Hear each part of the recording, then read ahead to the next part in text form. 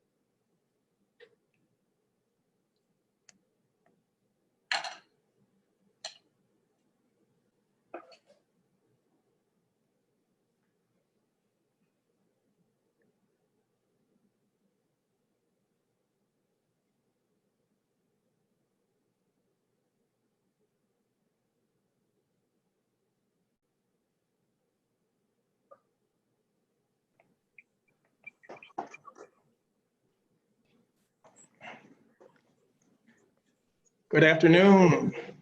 Good afternoon. Pleasure to be with you. Thank you so much. Thank you so much. Welcome to Palm Trees and Politics, to our premiere episode. Oh. Yes.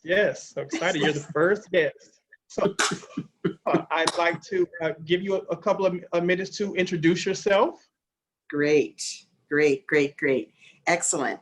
Well, hello to you and all of your listeners and viewers. I'm Daniella Levine Cava. I'm a county commissioner for District 8 in Miami-Dade, which covers Palmetto Bay, Cutler Bay, Naranja, Princeton, Homestead, Redland, the Falls, and parts of Kendall. So wow. District 8. I've been county commissioner for 6 years. And prior to that, I was running the nonprofit I started, Catalyst Miami, originally called Human Services Coalition.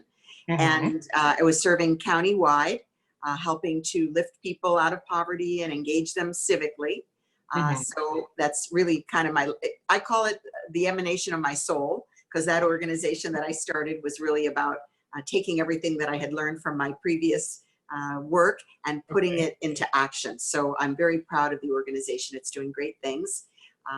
You know, it was 18. It was time to let it go, you know, out of the nest, and time for me to step up into politics. So, nice. So now let me ask you, your time on the commission, what do you feel that you've accomplished everything you wanted to accomplish there, or do you feel there's some things that you still wanted to do? And just tell us a little bit about some of the things you have accomplished while you've been on the Miami-Dade Commission. Yes, thank you. Well, I really didn't know what I could get done on the county commission. I had always been in the audience and speaking to the commissioners. So for more than a decade, almost 20 years, I had been in the audience asking the commission to do right by the community, to make sure that social services were funded, to make sure that there was equity and justice, to make sure there was enough housing. You know, these were the things that I was always advocating for from the community. Living wage, I was responsible and with others, but I led the campaign in 1999 for the first living wage ordinance in Southeastern United States. So, so that's on the outside. On the inside, I came in and I discovered that there were so many things that I could do. So I started working on ethics reforms, environmental reforms, housing reforms, employment issues, procurement reform. So it's been really phenomenal. I've passed hundreds of pieces of legislation, and I'm very proud of really all of it, but some of the highlights for me, well, we banned the box in Miami-Dade County. So if you have a criminal record, you can get all the way through the hiring process without having to say that this is something from your past. So you're given an opportunity to compete all the way to the end and be given a fair treatment for your qualifications. We also did a lot to promote more access to affordable housing. We added money to the Affordable Housing Trust Fund. We did some things to expedite housing. I created the what's called the Community Land Trust, which mean that when we make affordable housing, that we can protect it and preserve it beyond the subsidized period. So that was something new to bring that would make sure that we didn't age out our affordable housing. Not all housing is under that rule, but now it's a priority for our funding. I also protected our water supply by reducing the pollution that goes into the water, preventing fracked water, preventing fracked water, making sure that our water and sewer system is not falling apart, so that our bays are not closed for pollution, our beaches are not closed. That's our economic lifeline as well as our health. So I've been very diligent. And also we passed legislation to encourage identification of fraud, waste, and abuse in the government, because people who work within county government, they know where there are opportunities to be more efficient and fair. And so this is a new way that they are encouraged, and this is really working. And I'll just mention, I mean, there's so many things, but I'll mention one more thing here. Dark money in politics, or money that's secret, if you will, in politics, was used against me in my first race for commission. And so I went about changing that all money that was raised by a commissioner through a PAC had to be disclosed. And so now that is the law, and makes it harder for people to hide where they're getting contributions, and everybody has to see who's supporting. I can't ask you about that. So there was, some negative things being said by some of your opponents, and was it connected to dark money only, or what exactly were those things? And can you kind of speak to that, and so you can dispel those remarks at this time? Yes, really shameful. Some mailers have just gone out, and really they're outrageous, because anyone who knows me knows I fought all my career for affordable housing, for social programs. This one targets domestic violence spending. And just now came out one saying I cut dollars for children's programs. I mean, my life is about children and children having a better opportunity. So these 3 mailers went out very broadly and saying that I had cut funding to those programs. This is just a bold-faced lie. And again, everybody who knows me knows that that's not the case.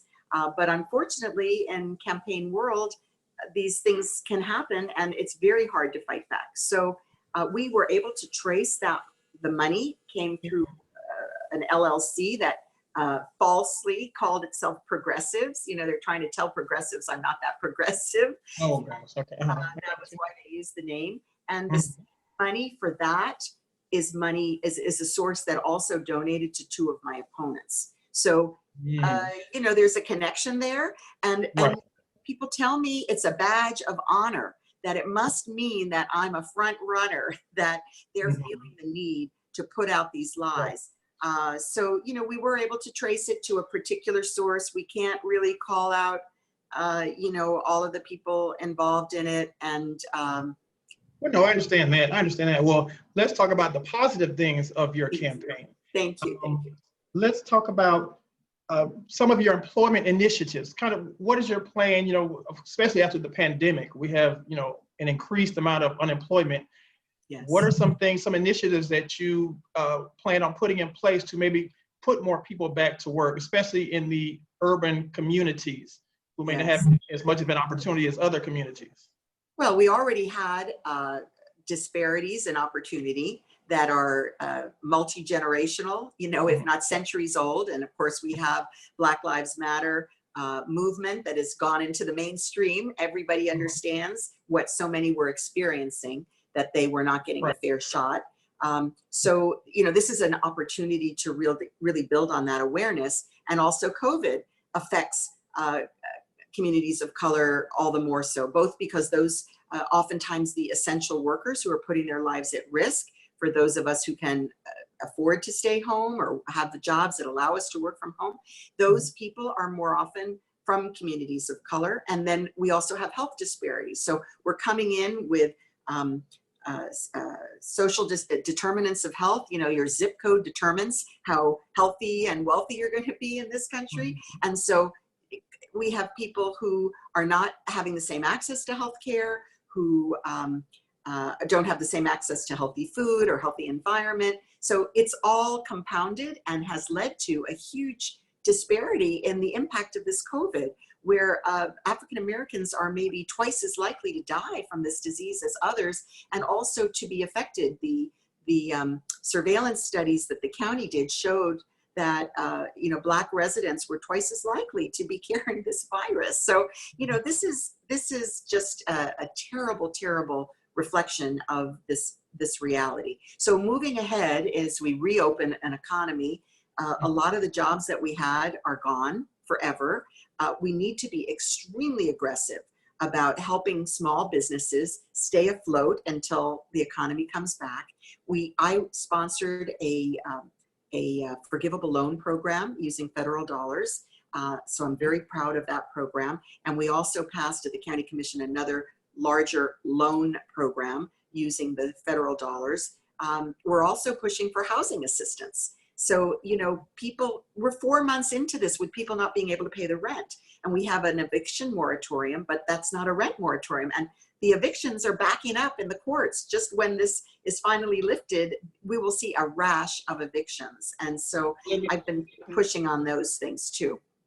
Yeah. Well, I wanted to ask you, since you were talking about the rent control, moving forward beyond the pandemic, you know, as you know, rent is pretty ridiculous in Miami, and Yes. it kind of exceeds people's salaries.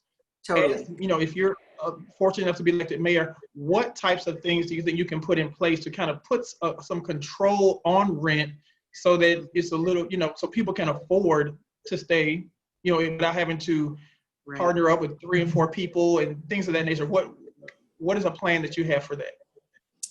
Well, we want to also still promote home ownership, and we want to Right. make housing affordable for those who can. And for example, we do have surtax money, which is the, you know, paid when people have housing transactions.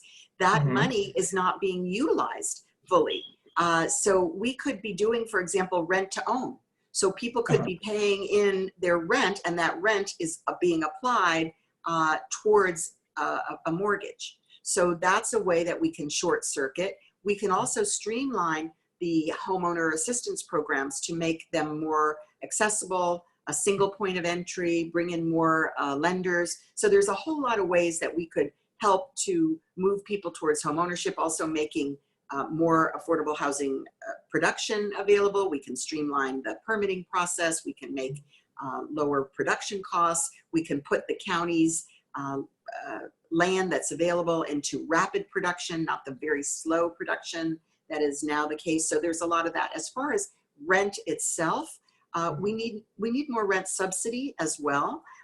You know, there is the HEROES Act that's pending in Congress. It was passed in Congress but didn't go to Senate. That will help a lot of people, and it would go to the landlord. You know, people say, we had a debate at the commission on Tuesday, and people were saying that I didn't have sympathy for the landlords. I only had sympathy for the renters. Oh no, I have sympathy for everybody, because we could have another mortgage foreclosure crisis right here.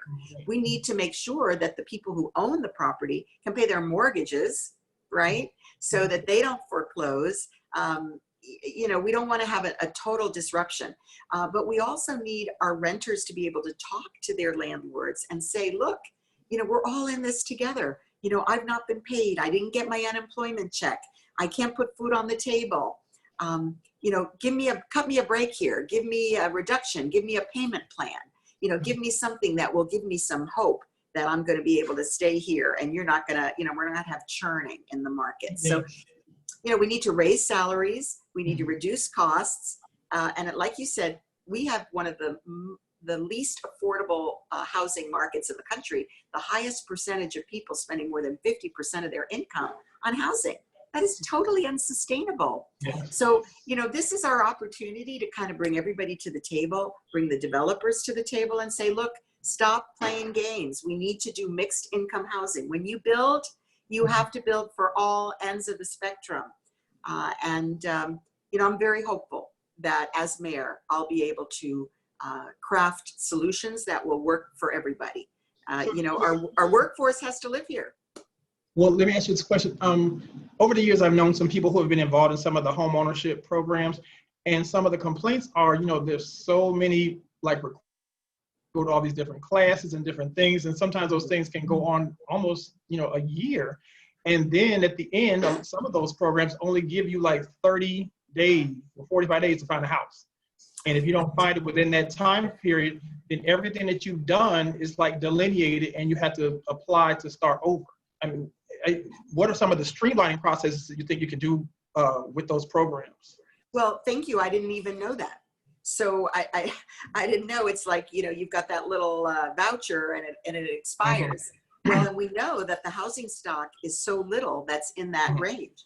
And again, there are ways to subsidize it further. We have to provide more subsidy. The cost of building here is very high. You know, we have to build to hurricane specifications. We have to build to flood specifications. You know, we have to have air conditioning. Well, you know, I have been fighting with developers about solar. You know, they tell me, oh, the price point, people don't want to have to purchase a solar.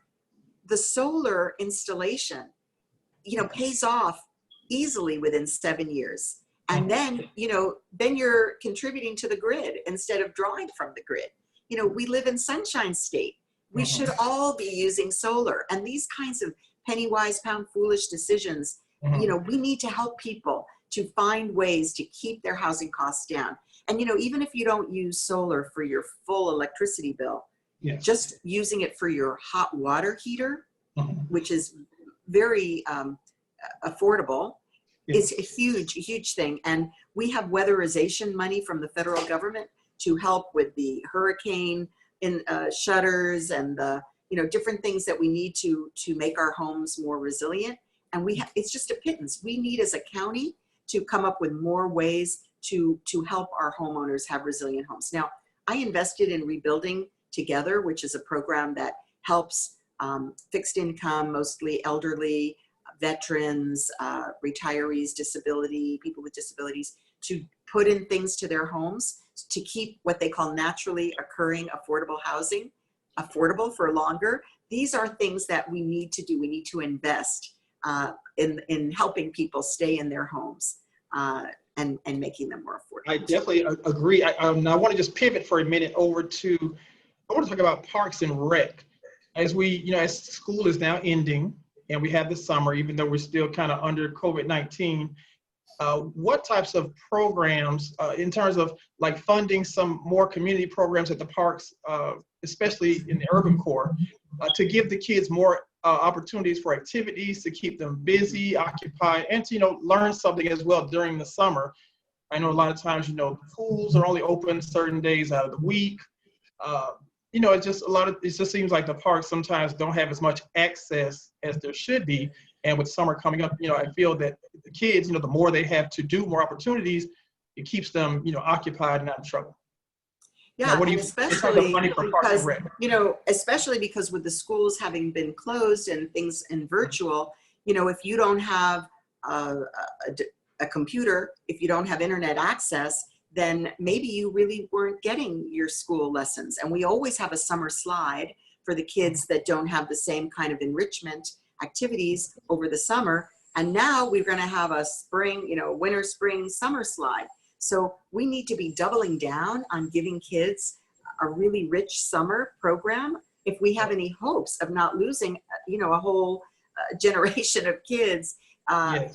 leaving them behind. So, you know, we're going to be spending the CARES Act dollars that came to the county. It's just under $500 million. And to get public input on how we spend that, I'm holding a town hall meeting this coming Monday night. You know, all the information is on my Facebook page, or you can contact my office, which by the way is just District 8, the number 8 at MIAMI-DADE.gov. You know, or Google us and so on. We want you to be part of it. We also have a survey. We're asking people to tell us what their priorities are. We want to know, and you're raising some great ideas. You know, people are unemployed. We could put them to work. We could put them to work in a way that would really benefit those children. You know, the parks are opening for summer programs. You know, fortunately, I mean, obviously you're going to do things socially distanced and all of that. Right. But yeah, we need to really make sure that our kids have access to it, to keep them out of trouble, keep them safe, and keep them learning and growing. Well, in addition to that, the Parks and Rec, there's a lot of nonprofits that kind of carry on some of that work. How, I will say, what kind of access do you think you can provide for them in terms of additional funding to run a lot of these programs, which supplements what the Parks and Rec department, you know, do? Right. Well, you know, my background is in children's programming. You know, I went to college and graduate school focused on children and children having opportunities to succeed and be productive. And that's my passion. That's my love. And I have spoken, for example, to our superintendent about how the county and the mayor could be better coordinating with the school system. You know, it's not all on the school system to take care of our kids. The county has a responsibility. Now, we've contributed to a summer jobs program for high school kids. We have the Head Start program, which of course is federal money, but we partner with the school system about that. And, you know, we do things, but we don't do enough. We do not do enough. And if we work together, look, we've got the Children's Trust, which is dedicated funding. We have the Early Learning Coalition, which is dedicated funding. We've got the United Way, a lot of private funders, philanthropy, the city programs, and really a lot of cities have programming. So the Together for Children Collaborative as well. Yes, if we brought together all of those entities and said, what is our strategic plan for our children? We could deploy those dollars in a more efficient and effective way. And that's what I plan to do. And I spoke to the superintendent about it. You know, that affects getting ready for school readiness. That affects the summer issues, job readiness, apprenticeships. You know, we have some really good apprenticeship programs, but they don't go far enough. And, you know, when you have an apprenticeship, then you're exposed to a work environment, and oftentimes those lead to jobs because now they know you and you're understanding, you know, what the world of work is all about. So we need to do so much more, and the county needs to be an active partner. So, and my background is nonprofits, right? I have worked in government. I did run the foster care system. And of course, now I'm an elected official, but my background was with nonprofits. I started and ran a nonprofit, Catalyst Miami. I have a nonprofit academy in my commission office. I do nonprofit grants, training, and my belief is that nonprofits are essential partners with government and business to solving all these community needs. And, you know, over the years, the county has cut back on partnership with community organizations. And I think it's really, really time that we view them not as charity, but as partners in addressing community needs. Great, great. Now, I want to ask you just once again to pivot to another subject. So, you know, as we know, we're in just a strange time in American history where we're almost going backwards as opposed to forward in terms of race relations. I want to ask you, what is your stance on doing things within the county, things that can be implemented to kind of bring everyone together to implement some sort of, you know, race relations consortium between maybe nonprofits, the schools, the county? What type of things as mayor would you work to implement to try to bring everyone together? Yes, thank you so much. You know, I would just start by saying, I think this is an opening. People talking about their eyes are open. You know, again, many, many people in the Black community are well aware of this incredible bias, this incredible lack of trust for established institutions like the police. But maybe those who haven't experienced it personally have looked the other way for far too long. And now eyes are open. So I don't see it as going backwards. I see it as a huge opportunity to move forward, to find that that crack in the status quo and the people of conscience that are ready to push through it. So we're seeing rapid change. We're seeing police departments of their own initiative say no more chokeholds, no more strangleholds. We're having people who normally would not talk about police reform at all saying we should not be hiring people with bad records. We shouldn't be concealing those records. You know, and the public has a right to know about these things. So, you know, we're moving forward with the revised ordinance to create an institution, an independent community panel. And I was proud to vote for that on Tuesday. You know, there's going to be public hearings on it, and I'm co-prime sponsor with Commissioner Jordan of the charter revision that will hopefully be on the ballot in November, and the public will get to vote on creating a more permanent structure for independent review of police. So whenever there's power, there has to be checks and balances. There has to be public involvement, public scrutiny. So as mayor, I have put out a proposal already for the things that I will do. I have a 5-pillar plan and for reform. And I also have an Empower plan that is larger that gets into all the economic issues as well. And so. Well, I'd like to bring up the Empower plan. We actually have a slide of the Empower plan. If we can bring that up. Oh, yes, thank we'll you. We'll go through it point by point. Give me just a second. We'll bring up the Empower slide because I did want to go over a few points with you with that. Excellent. I'm excited to talk to you about it. Okay. But you want me to get started before it comes up? One second. Okay. Okay, go ahead. You can start, but we'll get it up. Okay, well, Empower, this is, we like to use acronyms to help remember. So each letter of Empower stands for something. Yes. And the E in Empower is about expanding entrepreneurship and Black-owned small businesses. So, we're a county of small business, 81% fewer than 10 employees. So, really small businesses. And, oh, here we go. Expand entrepreneurship. Yes, perfect. And, we need to do much more. We know that, especially in the Black community, we have a lot of entrepreneurs, a lot of people who are inventing things, partly because the job market isn't so good. So it's out of necessity. And then, let's say they get started, but how do they survive? How do they grow? So we need to be mentoring them. We need to be partnering them with others that have been through it. We need to be giving them grants and loans and technical assistance. I've been doing that in my district, District 8, as commissioner.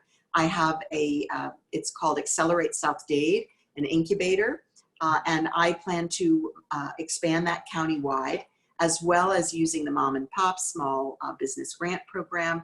And in our accelerator, we provide all kinds of technical assistance. And then as they grow a little bit bigger and they're ready to get out of our little nest, FIU has a program that takes small and grows them to medium-sized businesses. So we need to have a full continuum of support for our businesses, and it needs to be countywide, because it's good for the business owner, it's good for job creation, it's good for our economy. It has that multiplier effect. So that is the E.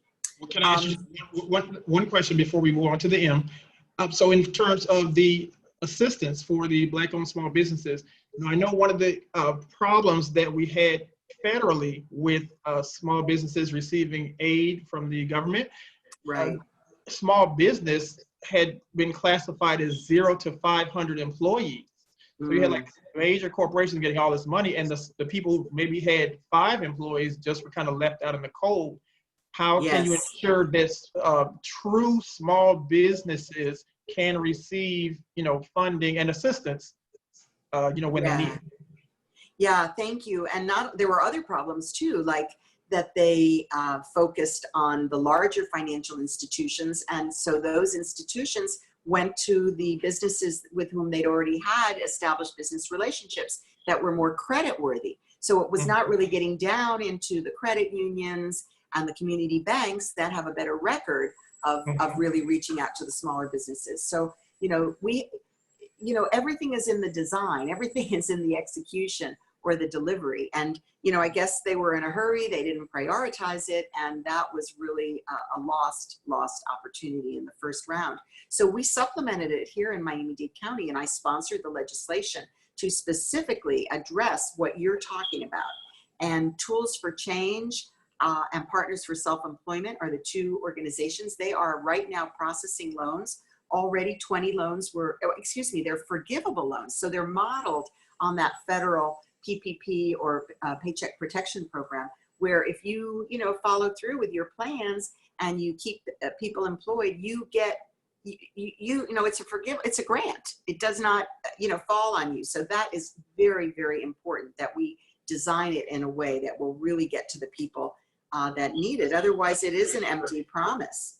That's very encouraging, because I know a lot of times, credit and things of that hold small businesses back, but they've already, kind of maxed out their credit just to get the business started. So then when you got to go back and try to have, quote unquote, good credit or available credit to get things like that, sometimes they're left out in the cold. So that's those concerns that I wanted to address with you. We can go ahead and move on to the M. Okay. Well, we got to make major investments in underserved neighborhoods. So we can't just be tinkering around the edges. A lot of our neighborhoods have been disinvested. And that's what you described is how that happened. If we don't put capital into those neighborhoods, then those businesses cannot thrive. If we don't invest in that housing stock, then that housing stock will become disinvested and dilapidated. So Yeah. these are cycles that we make choices. If we don't choose to turn things around and invest in those neighborhoods will become the subject of slum and blight, and the people in them, and then the schools as well, follows. It's like a downward spiral instead of the upward spiral that we need to have. And, we mentioned here in my plan, upgraded infrastructure investments and neighborhood beautification, because that when you have a facelift, when you have something that's good quality, then it attracts more investment. People want to be part of, where there are strong anchor businesses and where the streets are beautiful and clean. And then people take more pride, and they take care of their neighborhoods too. So all of this is about the physical infrastructure. But now let me talk about the people. So something I'm super proud of that has launched a year ago is called Children's Savings Accounts. And it's called Future Bound. We gave it a local name, Future Bound. And my former nonprofit, Catalyst Miami, is the organizing entity for these savings accounts that go to all the kindergartners. It started in the city of Miami, and hopefully will be expanding with some county money into unincorporated parts of the county as well.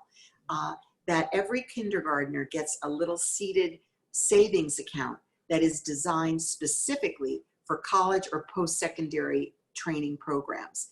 And this kind of initiative has been launched around the country in some targeted cities. It has proven to make it, 3 or 4 times more likely that a child will go on, stay in school, go on to post-secondary college or training, and 3 times more likely that they will not drop out.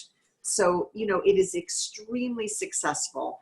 And it starts with a $50 little account, and it's coupled with financial education for the whole family. Other entities, private sector, come in and do match savings. When we put these children into summer jobs or apprenticeship programs, the dollars can go in, or a portion can go into the savings account.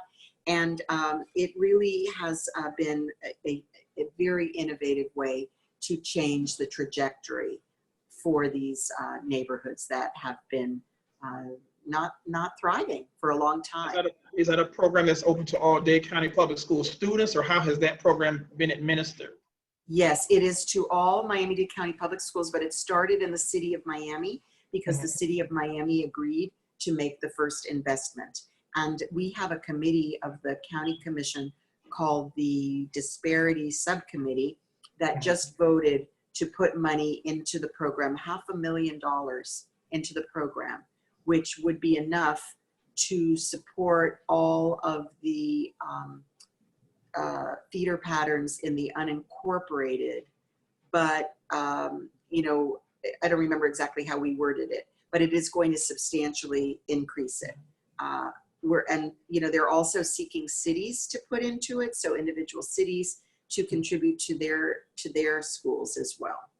So now one concern that I've heard is, as they improve neighborhoods, for instance, how they're constructing the Liberty Square housing development. And so it's replaced the old housing project. And so residents have had to, been displaced. What is the plan in terms of them coming back? Will they have to qualify credit-wise, or can they just come back to their own place? How does that work? And just trying to make sure that, from what I've heard in the community, that some people are basically shut out from coming back to a neighborhood that they've been familiar with for years. So I just wanted to kind of get an explanation of how that works. Well, thank you very much for bringing it up, because it has been controversial. And I have to say that I have worked really hard to assure myself that the policies will not do what you just said, that it's basically a right of return. And people have been returning, as the units have opened up, people have returned. And, I wanted to make sure that we wouldn't put on new requirements, like you said, new credit requirements, or even, some people were there that might have had a criminal record, which might have disqualified them before. We don't want anybody who was there before to be disqualified from coming back. If they were there, you know, illegally, like there were too many in the unit that were not registered, that's a different problem.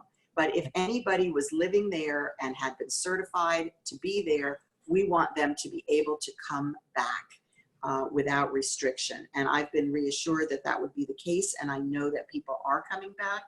And you know, the thing about this is, it was a, you know, we have this public housing stock that was very, very old. It was really in substandard condition, and there was no money from the federal government to maintain it. And the county was not putting in its own money to maintain it. So it was really getting to the point where it needed to be majorly replaced. And so the program that was created said private investors would partner with government to do it, but they'd have to do it in such a way that, like we said, there wouldn't be displacement, and also that it would help to bring up the neighborhood by also creating some home ownership opportunities. So it would be more of a mix, but it would be more units. So it would have to at least allow everybody who lived there the right to come back, as well as create some additional opportunities for home ownership and commerce. So that's the model. And, you know, the product looks great. You know, not everybody, you know, they're not all built back. Not everybody has come back. But from what I understand, it has been working well. And I would like to know if anybody is experiencing challenges getting back in. I would like to go to bat for them. And another thing, I'm a Miami native myself, and just something that I've noticed over the years, it seems like the boundaries of certain communities of color seem to be shrinking and becoming, you know, overlapped by other larger communities. For instance, Liberty City, like as its original boundary, it seems like more and more of, say, Hialeah or other communities seem to be coming further and further east.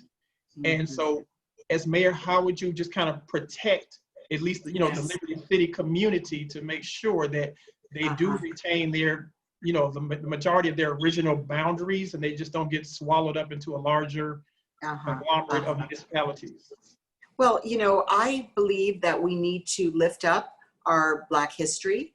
I did, for example, a tour with Dr. Marvin Dunn a couple of weeks ago of the McDuffie riots.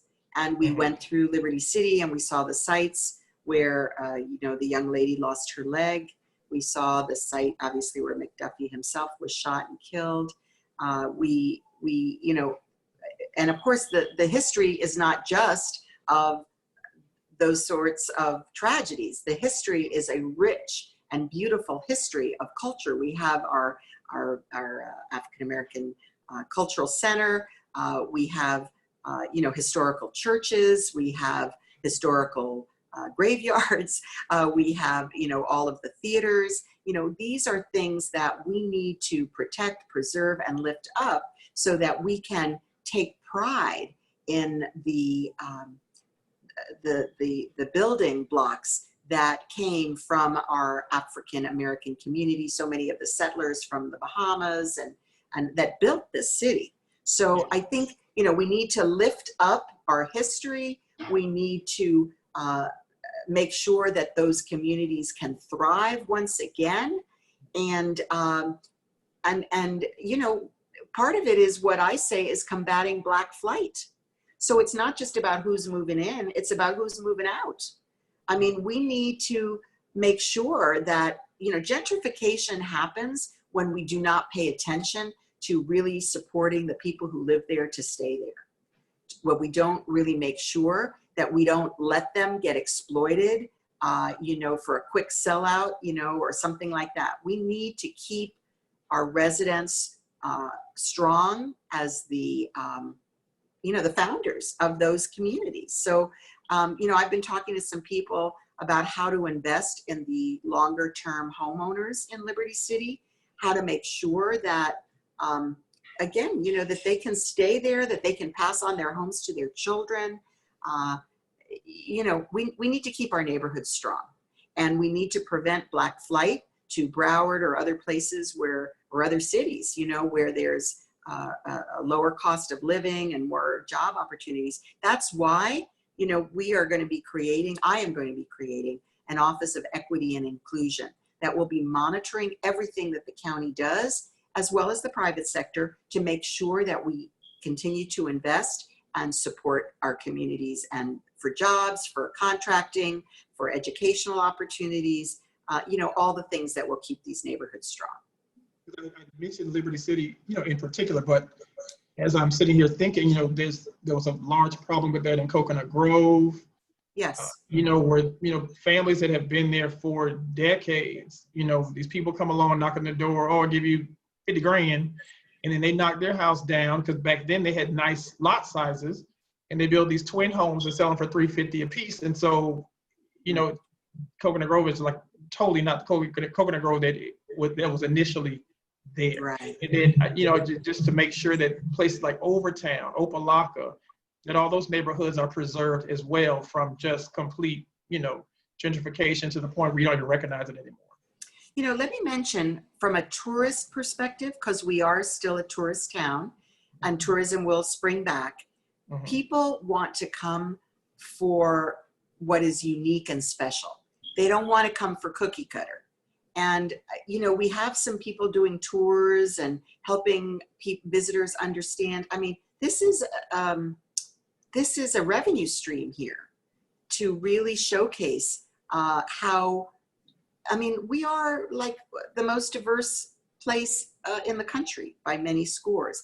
How have we, by and large, lived in peace? How have we learned to respect? And of course, it's not perfect. It's not always that way. But in many ways, we are, I believe, we have a lot to show, both good and bad. And we need to really make sure we tell our story. Okay. Well, we can, I appreciate your answers on that and showing the concern for the communities of color. Let's move on to P, which is the Police Accountability, Reforms, and Public Safety, which of course right now is paramount, just Yes. ensuring public Right. safety on both sides, and just to make sure that everyone is treated fairly.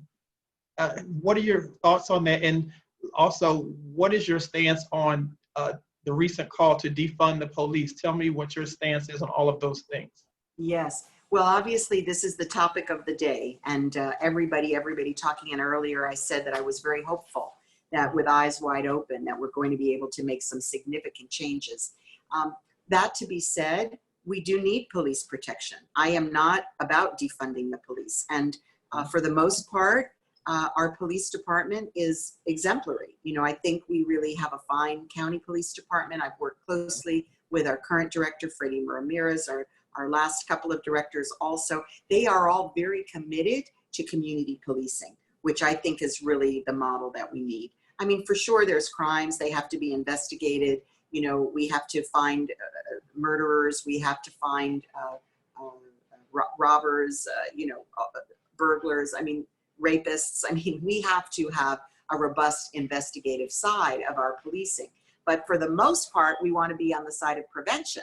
So we want to make sure we're walking the streets, that our police officers look like the people they're policing, that our police officers live with the people in the neighborhoods that they're policing. This is how we build trust. Programs that introduce children to police in a friendly way so that they don't feel scared. Trying to overcome some of those very tough stereotypes that have existed for generations, because police did arise out of a repression of slaves, by slave owners. I mean, this is the tradition. So here we are, centuries later, and we're still, we've made progress, but we need to have accountability. So I've been pushing for the independent review board. We're going to have it. I'm sure it will be created. We need to be vigilant to make sure that it's truly independent, that it has the powers that it needs to really hold people accountable, but also that it has mediation opportunities, that it has conversation. Because oftentimes it's just a matter of talking through something that happened, and that creates understanding. Like the Circle of Brotherhood, that has been such a powerful force for good in the neighborhoods, has been training police officers on different perspectives and helping them put them in the shoes of the people that they're policing. And you know, there's so much that we can do to prevent the kinds of hostilities and fears and lack of trust. So I'm planning to do that. I'm also looking at mandating reforms. We want to make sure that people with bad records don't get the jobs. We want to make sure that those that are showcasing their difficulties of being fair, that they get out of those jobs. We want to be sure that that they can't use chokeholds and strangleholds. You know, what about tear gas? Why do we even use tear gas? And you know, we'll want to make sure we don't use rubber bullets that can really create huge damage too. So there's lots of different things that I'm looking at, and you know, I feel very encouraged that this is the right time, that there is an openness to make these changes. So tell me, what is your idea of the civil investigative panel that the commission has recently, you know, agreed to look at, and they currently are implementing in the city of Miami? How do you, what would that look like in Miami-Dade County with you being mayor, and how would you ensure that, you know, that program is funded and they receive the proper information when they request it? Yes. So like I told you, I'm co-prime sponsor with Commissioner Jordan of the charter reform item. And we're just reviewing it now. It's been drafted by the attorney, and we're going to, you know, share it with the public very soon. Commissioner Jordan and I have a sunshine meeting coming up next week, Tuesday. And it'll be a Zoom meeting, and people can tune in to watch. We are going to be talking it through so that hopefully we're on the same page about what the language will be. And then that will have to be voted on by the commission, and then it will go to the voters in November. So the voters will have a chance to vote it up or down, and it will have, because I know Commissioner Jordan has spoken up as well, it will have independent counsel, it will have an independent director, it will have subpoena power. You know, some of the fine points about exactly how it will function will be in the ordinance that she's the prime sponsor, not in the charter reform, because charter reform is like the Constitution. It's like the big picture, and then it gets interpreted in the ordinance. But the ordinance has to comply with the charter. So if the charter says something, you know, the ordinance can't go the other way. As it happens, I have a sister who is in New Orleans who's been working on these issues. We were talking with her about some of the things that they have in New Orleans, where it's been very collaborative. Actually, the police departments helped to craft it. And you know, very important that that there can be a monitoring of all of the investigations, not just the ones that the investigative panel undergoes. So, you know, there's different things that I'm looking at to make sure that this thing can really work to bring into the light. It's about transparency, it's about accountability, and this is how we will build trust. Okay, great. So ultimately, the civilian investigative panel will go to the voters. It's not just up to the commission. That's right. Go ahead. Okay. That's right. And, you know, we know that people generally want reform, so we're very hopeful that the public will approve it. Okay, very good, very good. Now let's move on to O. Okay. We're really having, this is the best discussion we've had of this yet, and I'm so grateful for this opportunity. Not a problem. We appreciate you bringing us the information as well. Absolutely. Well, you know, this goes back to what I was talking about before in terms of nonprofits, and you raised that important point. You know, I believe that society is a three-legged stool, that government, civil society, which includes our nonprofits that are the voice for civil community groups and individuals, and business, all must work together to have a strong society and a strong community. And, you know, it's not one in charge. Everybody has to be at the table. It's three legs of a stool. Without it, the stool topples. So, you know, I want to really emphasize here that community organizations can address our challenges because they're closer to the community. You know, government, you know, can fund programs, government can maybe sometimes initiate, but very often innovation comes from the nonprofits. You know, people have a good idea how to fix something, and then it's like social entrepreneurship. They put it to work. Like, how are we going to keep these kids off the streets? How are we going to make sure these kids are not losing ground in school? How are we going to make sure that people, when they get out of prison, have a pathway to jobs and are not just left to recycle back into the criminal system? You know, how are we going to bring arts and culture to our community and enrich their lives, or protect our environment? These are all nonprofit initiatives. And, you know, I know all about nonprofits because I started and ran dozens of them. And the most important of which is Catalyst Miami, which was originally the Human Services Coalition and is doing a magnificent job of bringing people into civic life. So first of all, it's helping people improve their standard of living, get access to jobs and benefits that they need, but it's also helping people to learn about how to make change to improve their community. There's all kinds of leadership programs, leadership for parents to help their children, leadership to be active in the environment, leadership around housing reform. So that is Catalyst Miami that I started, and runs the prosperity campaign to help people lift up their standard of living. And, you know, working in partnership with other great groups. Branches is another one. Urban League, I mean, of course, United Way. I mean, we have like 800 nonprofit organizations in my, oh, excuse me, I think it's 8,000 nonprofit organizations. Not all of them are active, but they were all created to do something positive in the community. And you touched on something, go ahead, I'm sorry. No, you go ahead. I was gonna say, you touched on something in terms of the arts. There's a lot of nonprofits that are with the arts and dance, music and culture.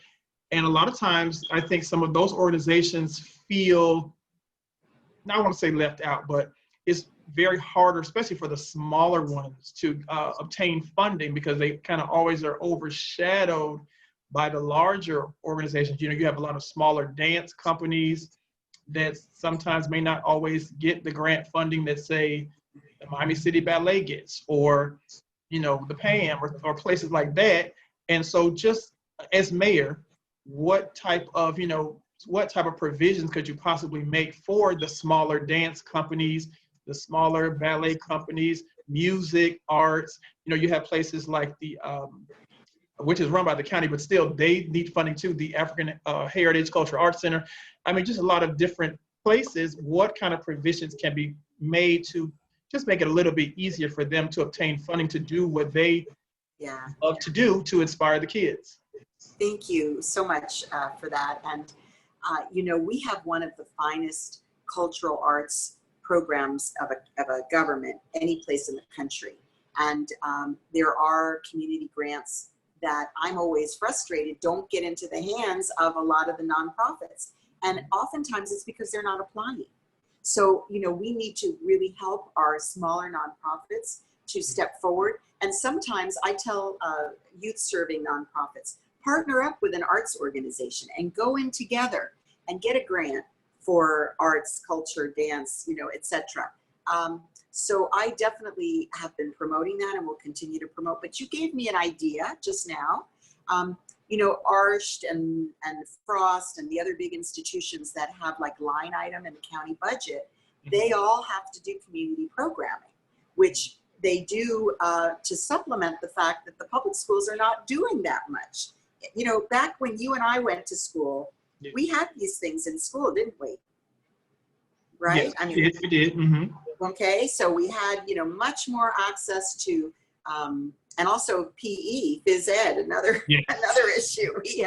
We had a much more holistic program when we were coming along. But now everybody's obsessed with the test, and so they push those things away. They cut the funding for them, you know, and that is to a great disservice, because that's how kids turn off, because there's nothing, they don't see themselves in it. It's not inspiring. They don't see, you know, why it's not meaningful. It doesn't give them ways to express themselves or to feel validated as people. So That's why the arts are so important as well. So I'm thinking, in addition to inviting every fourth grader to go to a performance, those entities should partner with local community arts institutions to be a pipeline. You know, they could do master classes. They could do, I mean, after all, that's how Alvin Ailey did it. Yes, You know, yes, it's a great example. Mhm. So I think we could do much more to kind of mentor and include and lift up, you know, some, and I do think that that does happen with some of our very successful, I know Urgent Inc. does that. Concerned African American Women does that. You know, so there, we just need to really find those partnership opportunities and provide some technical assistance as well to these nonprofits. And we can, let's move on to W, because we're running low on time. Okay. W.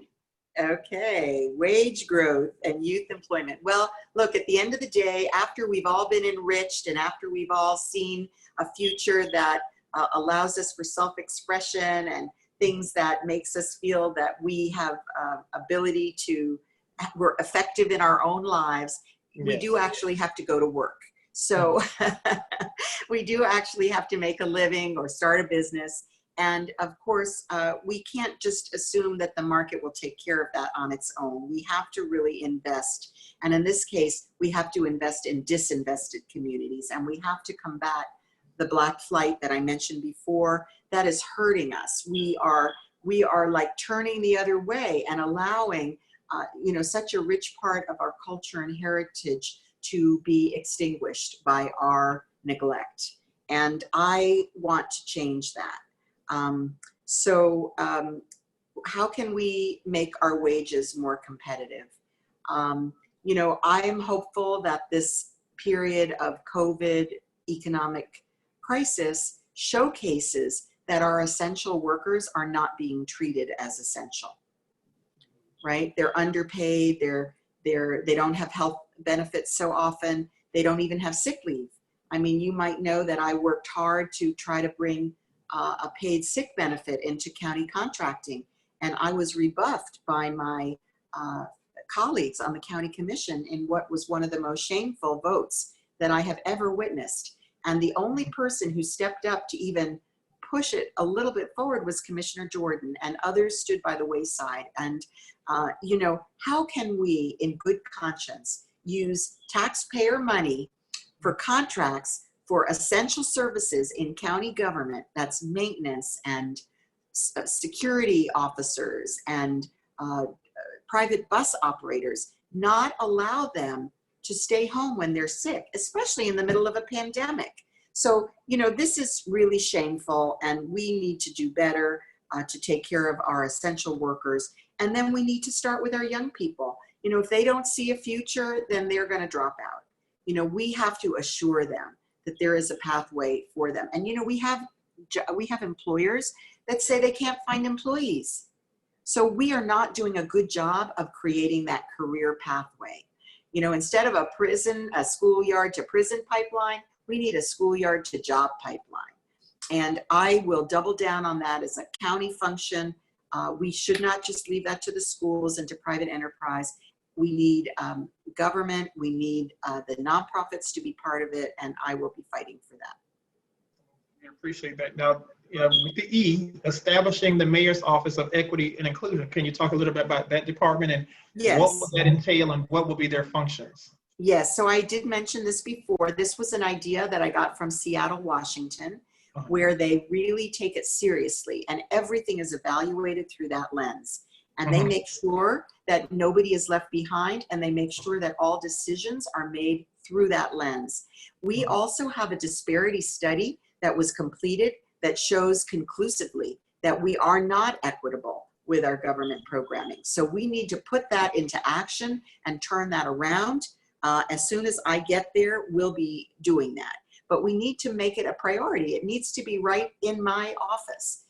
It's not, and it needs to be throughout county government. Every department needs to be looking at their decision-making and their budget priorities through that lens. And we have to make up for lost time.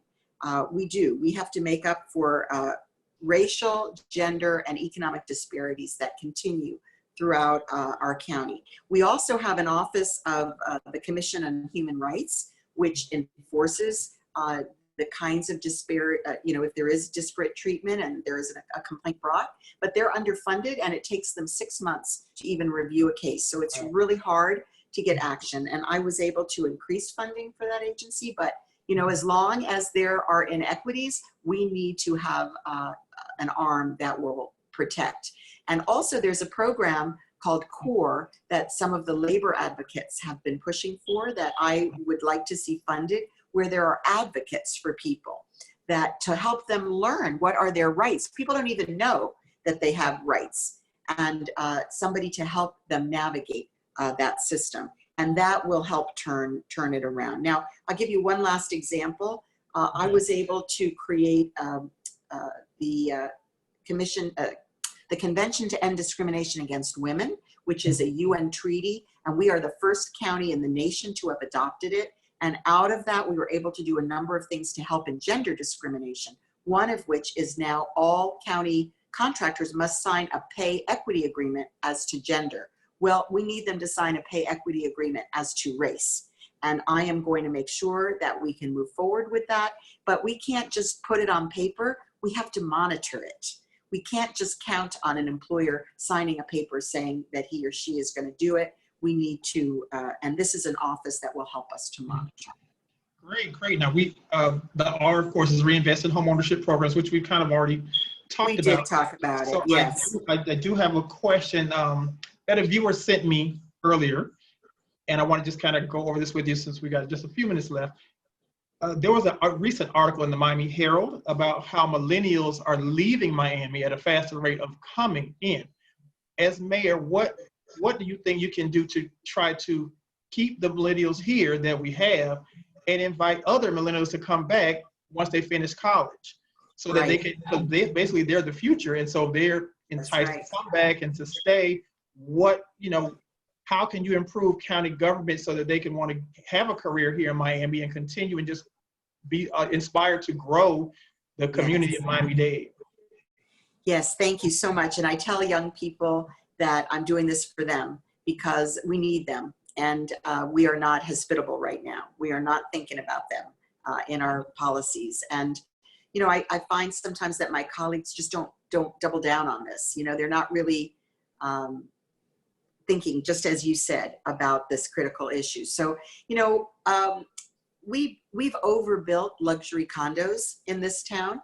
Yes. We have a lot of absentee landlords. We're happy to have foreign investment. I mean, that's good to have foreign investment, but maybe this is our opportunity to reconsider whether some of those could be converted into, communal living flats. Young people are happy to share the kitchen, et cetera. And, so I think we need to really look creatively at repurposing some of our housing. Also, I've heard it said, we've got work living space, right? Young people, again, maybe they could be in, instead of one of these workspaces that they're just there for work, maybe it could be a co-work and live space, again, with common features. Also, hospitality is going to look a little different.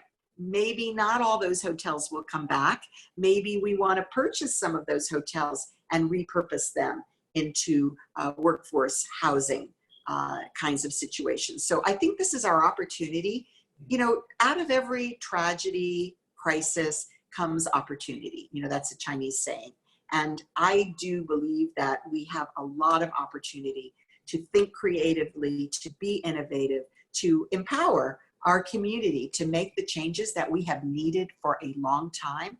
And now we can, working together with the kind of leadership that I will bring as a collaborative, innovative, forward-thinking leader, that we will be able to make those changes and move forward and create a better Miami-Dade County.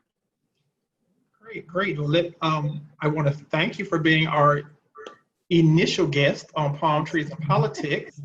And I just want to give you 2 minutes to tell us why you feel that you, Daniella Levine Cava, are the most qualified and the best candidate to be Miami-Dade County's next mayor. Okay. Well, thank you. I feel like I've been talking about that for the last hour, but I'm happy to put a fine point on it. You know, politics as usual is not me. I'm not a career politician. I'm the newest politician, you know, on the block, so to speak. I did not get into politics for fame or glory. I'm at the end of my career, and I've always given back to the community. And I only want to be able to do it to the maximum extent possible in my lifetime. You know, I bring a lot of experience to the job. I've run organizations large and small. I've always been about lifting up the community, but as county commissioner, I've done a lot, but I've not been able to really take the lead to get these things done. So the strong mayor is a great opportunity to turn things around, and the timing is great because of the challenges that we face. So I tell people, if you want the old ways, if you want the past, then I'm not your person. If you want a brighter future with innovation, inclusion, transparency, accountability, those are the things that I've always lived by, integrity, then I am the person you want. So I'm running on a platform of innovation and results and transparency, and I am going to be the next mayor because I have grassroots support. 20,000 people signed a piece of paper saying I should be on the ballot. Thousands more know about my work over 40 years, creating opportunities throughout Miami-Dade County. I'm a collaborator, a bridge builder. I cannot wait to get started. I've been endorsed by 3 national organizations, several state and many, many local, fine individuals, and I am looking forward to being your first woman mayor of Miami-Dade County, and I hope that you will support me on the August 18th ballot or before if you vote early or by mail. Well, we wish you all the best of luck from us here at Palm Trees and Politics. And before we go, please tell us how people can contact your campaign if they want to volunteer, if they want to donate. What's your website? Give us all the information before you go. Right. Thank you so much. Well, the website is Daniella.vote. So very simple. And you can write me personally. I'm at Daniella@Daniella.vote. And I'd love to hear from everybody with ideas or opportunities. You know, we will win this through a grassroots appeal. We have 2 offices, one in Miami Gardens, one in Little Havana. We've got, you know, 14 organizers out on the street. We've got dozens of interns, hundreds of volunteers, and we'd love to welcome you to our cause. Wonderful. Well, again, my name is Cedric Dawkins, Freez Frame Marketing and Media, and we appreciate you all tuning in to our first episode of Palm Trees and Politics. And we wanted to give a special thank you to our guest, Daniella Levine Cava, who is a candidate for mayor, Miami-Dade County. Thank you all. Thank you, Ms. Cava. Everyone have a great evening, and we will see you the next time. Thank you and good night. Thank you. So proud to be with you. Thank you. You're welcome. Bye-bye. Wow.